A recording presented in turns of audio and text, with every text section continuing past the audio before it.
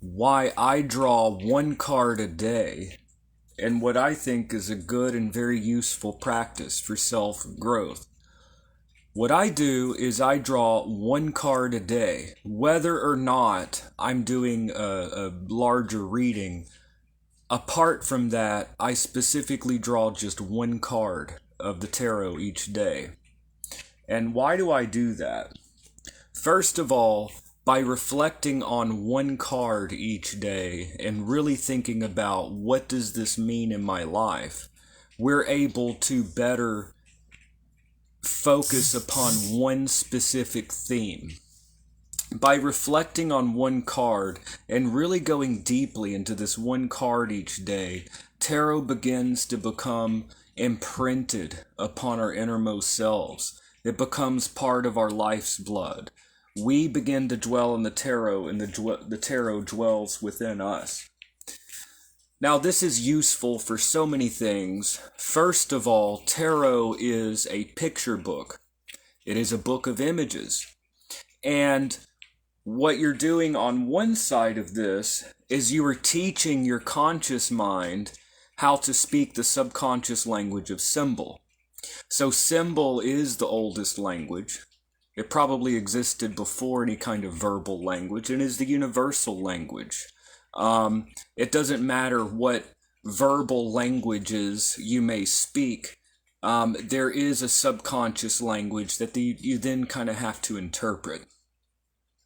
Now, each person's symbols might be a little bit different because each of us have varied life experience. So what a yellow dog may mean to you may not be what it means to me. Let's say you were bit by a yellow dog. So as an example, so symbols, that's why these dream anyways, I'm going off on another subject. But with tarot, you're teaching your conscious mind the subconscious language of symbolism, but also you're teaching your subconscious that these are the symbols. This symbol means this. So you're teaching your subconscious mind also an agreed upon language that your conscious mind can also speak.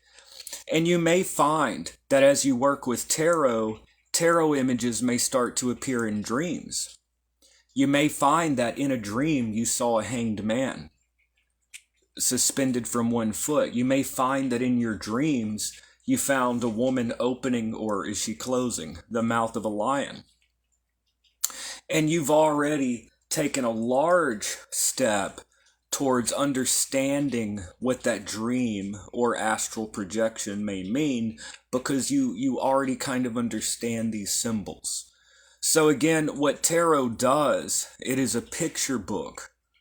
It helps your conscious mind to learn to speak the symbolic language, and it also instructs your subconscious mind that, oh, this color represents this.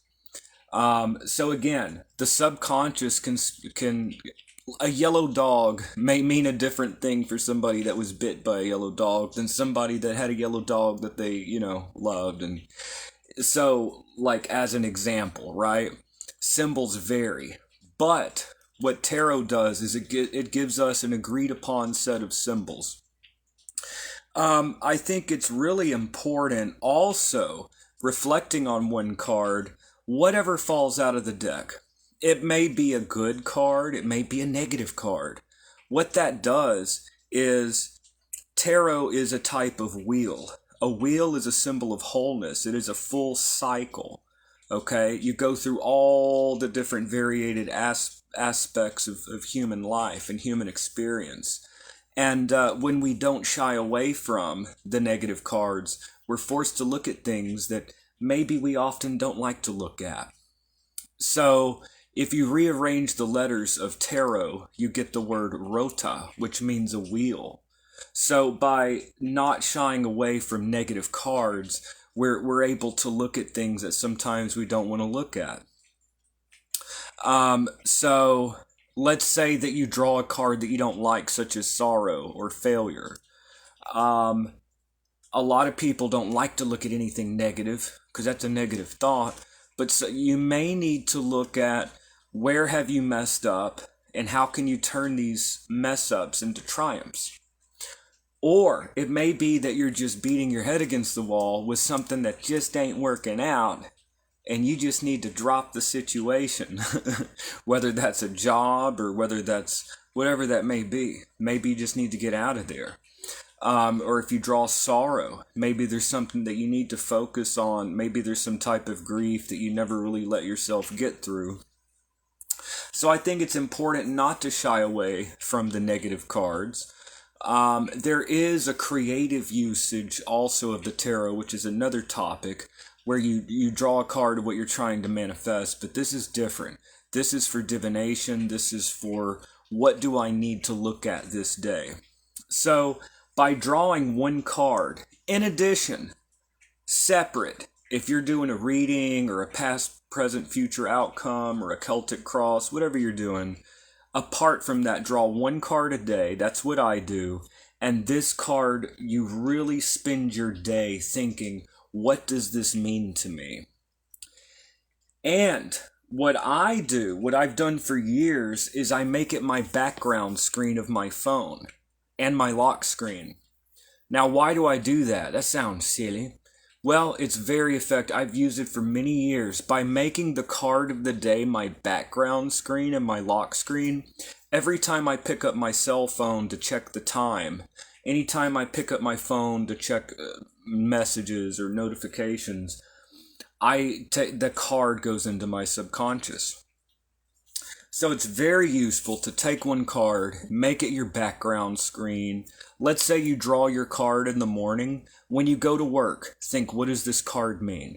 When you're at work, you may notice some synchronicities that have to do with the symbolism. It's pretty interesting. At lunchtime, open your phone and just have your phone there to where you can look at all the imagery. What is, and not just to look at it. See, I learned tarot at a very young age. And I learned the wrong way. When I learned tarot, I just used a bunch of books of interpretation. Now, I do think it's important to use books for symbols, to understand what do the symbols mean. But this is a picture book. I really don't think it's people need to stop just Googling what does this card mean and just looking at the interpretation. No, look at the symbols. What do the symbols mean? And not just what do they mean to you or what do you feel like they are. Try to learn the actual, because there's a time and a place for everything. We also need structured learning. What I recommend is getting a highly symbolic, like Kabbalistic deck, based on, like, not the cat tarot or the werewolf tarot or vampire tarot. Like, nothing wrong with those decks, but you want a deeply esoteric deck, such as the Golden Dawn Tarot by Robert Wang, or by the Robert, or the Rider-Waite-Smith deck, the Universal Weight deck, or the Thoth deck, which is my go-to on a daily basis. I work with the Thoth deck, the Book of Thoth. And read the book, like if you're using the Rider-Waite-Smith deck, get a copy of the Pictorial Key to the Tarot. Or if you're reading the Golden Dawn Tarot by Robert Wayne, get the book that goes with that, or the Thoth deck, the Book of Thoth. Get the book that goes with the deck.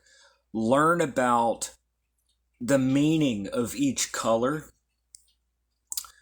Begin to look at, let's say there's a figure in the card. What is he or she holding in the left hand?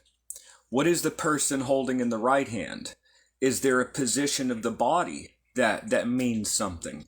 What is in the background? What are the main colors of the card? Do you see any geometrical shapes?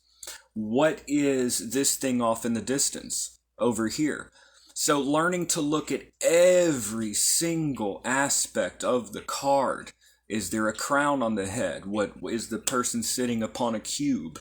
What are the positions of the legs? Learning to every single aspect of the symbolism and reflecting upon it, you begin to speak the symbolic Kabbalistic language. It's really important Very useful. Now, there's nothing wrong with, oh, what does this symbol just mean to me? It speaks to me this way. The problem with it, there's nothing wrong with that once you have a really well understood, like an education in the background of these symbols, then you can free flow. But I think a lot of people, they just start free flowing before getting that education under their belt. And so at the end of the day, they start veering off from the card. I think it's useful to understand what have these symbols meant over time to other people. What is the history of this symbol? Because we're not just islands unto ourselves. We're drinking from a great well of wisdom. And so anyways, that's just my recommendation, is to get a deeply symbolic deck, draw one card, make it the background screen on your phone, and study the book that goes with it, and what does each symbol mean. And what you're doing is you're teaching your conscious mind what these symbols mean. You're learning to consciously speak the language of symbols, and you're also instructing your subconscious in what these specific symbols mean, so that you have agreed upon language. You may notice that in your dreams, you begin to see certain tarot images. That's a huge step towards interpretation and astral projection. It may be that the universe itself begins to speak to you through a series of puns. You may notice in synchronicities. You may start to notice tarot imagery popping up. So tarot is a picture book of instruction and reflection. And in my opinion, in addition to doing a full reading, if you do or not, drawing a part aside from that, drawing one card for the day. This is my card of reflection for the day. And what I like to do, I like to make it my phone background screen. Try it out, so that every time you check the time on your phone, you look at the card. Learn what are the main colors, what are the body positions, what are they holding in their hands, what is in the background of the card. Learn what each and every symbol means, and reflect upon it. And like I said, I think it's useful to not shy away from negative, quote unquote, negative cards. And really, things are not always just negative or positive. We interpret it as such. But we as human beings run the full gamut of human experiences. It may be that we need to reflect on some things that are a little harsh. So in my opinion, it is very useful, and what I do is I draw one card per day, reflect deeply upon it, and by spending the day with the card, all day, when you think of it, reflecting, what does this mean for me?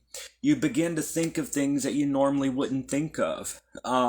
You begin to think of aspects of that card in your own life and how it applies. And what happens is self-knowledge. Because you roll the full gamut, the full circle, or rota, the wheel, the full circle of life, you're not shying away from cards that you don't like. By doing that, you're looking at every aspect of your life and really examining every aspect of your life. By examining every aspect of your life, you can come to understand, is this how I want it to be? Like, what is by running the full scale of human experience, you're shining a flashlight on every aspect of life. And you may begin to understand, what is the current of strength? Where is that current running in your life? Where is temperance? How does that play out in your life? Temperance. What about the hanged man? Do you feel suspended and bound? And in what way? Are there certain things you need to break free from? Death or change or transformation? Are there certain things you need to let go of? What does death mean? The death card here means some kind of change or transformation. Is it time that we, get rid of some things that we don't need in our lives? What about the full? Are we foolish sometimes? Or is it a need to step into the unknown, to get outside our comfort zone? So by understanding and you begin to see the magician the trickster, kind of mischievous, kind of negative aspect, the mercurial quality, you may begin to see the magician in people around you, or you may begin to see, these different aspects. You think of the hanged man, and you think of somebody that maybe it's not you, it's somebody else that kind of feels trapped in a situation. It helps you to kind of get out of your rut mentally, because we all kind of have this little pretty picture, or maybe not so pretty, but in a box that we carry with us, our view of the world, and it gets you to re-examine every different aspect of life, within your own life, within your environment, and it really brings reflection, self-knowledge. Very powerful tool on so many different levels. Like I said, it helps you to run the full gamut of life and examine all aspects. It helps with self-knowledge. Note sutin, as it said in the Oracle of Delphi, know thyself. Also, it helps your conscious mind to learn the language of symbols, and it instructs your subconscious to also learn these specific symbols and what they mean, so that these tarot images may start appearing in dreams. They may start appearing in astral projection if you do that. And also, you may notice that in life itself, the universe begins to speak to you through a series of puns, because you have an agreed upon kind of picture book. You're speaking this kind of this language. So I think that is very useful, and I just wanted to share that with y'all today.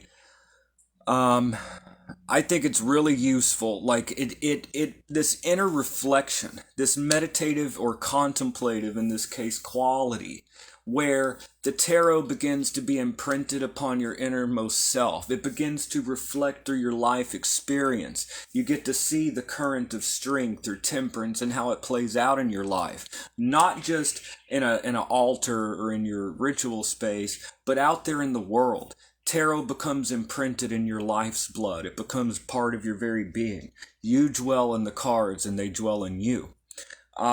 So this is how tarot can move just from a simple oracle or divination device and become transformative, become a tool of real transformation, real change. And like I said, I highly recommend, I find it useful, make it your background screen on your phone. It's so simple. So every time you look at your phone, those images come up, and you think about, what does this color mean? What does this symbol mean? So that's just a quick video for y'all today on the tarot, and why I personally, whether or not I do a full reading that day, I will always draw one card apart from that, not even connected with that. Gypsy says, hold on, but I have a hard time reading cards. Well, it's all about practice, It's all about practice. And there are many other tools that a person can use. And that's another thing that I find it very simple. Taking one card a day, you're not laying out 10, 12 cards, and what does all of these cards mean, and how do they relate? Drawing just one card this day, what does this mean? These are baby steps in a positive way. Inch by inch, life's a cinch. Yard by yard, life is hard. That's something my grandmother used to say when I was a kid. But yeah, take things one step at a time. But one card that's another reason I think it's useful. Just what does this card mean to you? You know what I mean? So that is what I do, and I thought that I would share. And anyways, there's going to be a lot more videos to come. I really appreciate y'all. Gypsy says thank you. Well, thank you. Thank you so much. It's always a pleasure to see you here. And thank you so very much. And I will see y'all in the next video. Have a great day, y'all.